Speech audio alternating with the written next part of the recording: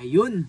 So, hello guys. Good morning sa inyong lahat. Sa lahat po ng mga nakapanood ng video natin. Siyempre, napakasarap ng hangin dito. Kasi ngayon, diba? So, February 22. So, andito ako ngayon sa province.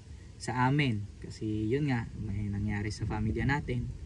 Hindi natin inasahan na sumakabilang buhay na yung tatay natin. Pero, blessed ako kasi meron talaga mga bagay na kailangan mawala, di ba? So, yun talaga. Kailangan nating i-accept.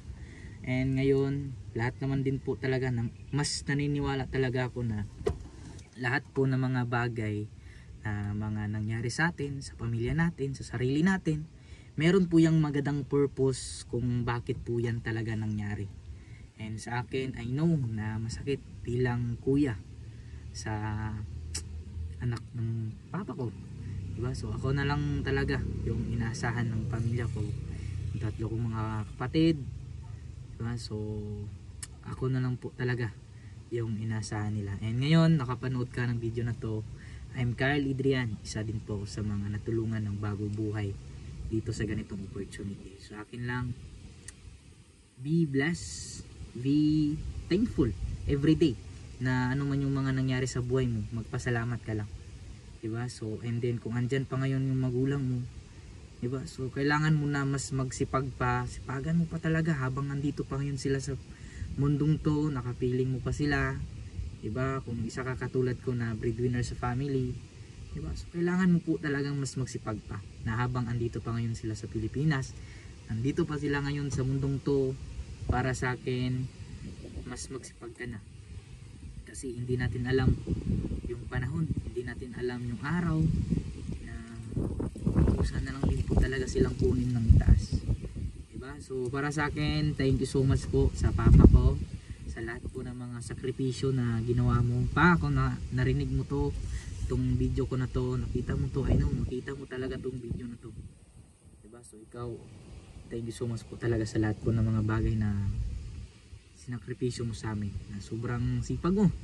Ikaw yung tatay ko na superhero ng buhay ko, diba? So salamat pa, and I love you so much na napanood mo tong video na to. I know na andyan ka na ngayon sa mapayapang lugar, diba? So kasama mo na si lolo, si tatay. So thank you so much po sa lahat po ng mga experiences na kasama tayo palagi, diba? So I know na yun na lang talaga yung buhay, na memory na lang, history na lang din po talaga sa pamilya natin. Pero thank you so much po, and sa lahat po ng mga nakapanood ng video na to, kung isa ka man sa katulad ko, mas pangarapin mo na mas mangarap ka pa ng malaki para sa pamilya mo and sa future mo, diba? So again, see you sa Maynila, diba? So February 5, alis na ako dito sa province namin, na ito yung tunay na revert, diba? So kailangan ko na talaga mas magsipag pa, kasi ako na po yung inaasahan ng pamilya ko. Salamat sa lahat po na laging nakasubaybay sa akin. Salamat sa laging nakasuporta sa atin. Thank you so much po sa inyo. And kayo po, isa kayo sa part ng success ng buhay ko. Again, thank you so much po sa nanonood ng video na to, and excited ako na ano man yung naging buhay ko ngayon, part to ng success ko, diba? So ito, pakita ko muna sa inyo, diba? So napakaganda guys, ayun no. So nandito ko ngayon sa gitna, nagpalamig-lamig muna kasi namamasada po ako.